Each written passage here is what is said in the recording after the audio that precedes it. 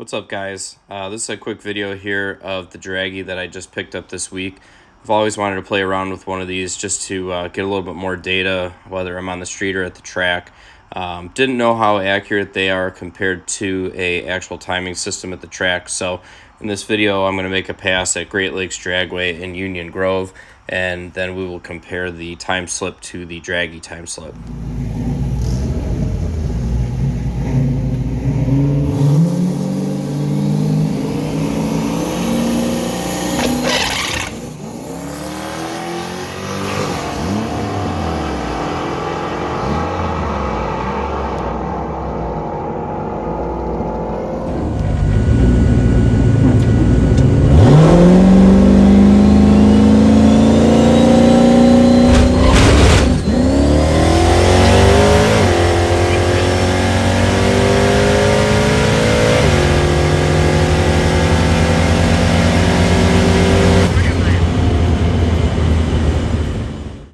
So obviously this was on low boost, and I will go into detail in another video on how to actually operate the Dragy and do the overlay videos.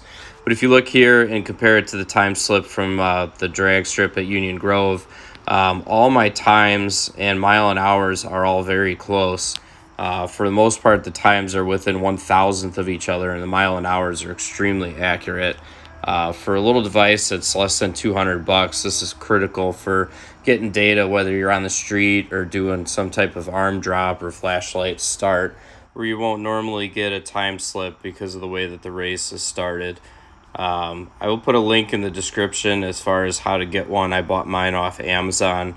Like I said, there will be a follow-up video that goes into detail in regards to how to actually operate the unit. And if you have any questions, make sure to ask. And if you want to see more, make sure you subscribe. Thanks.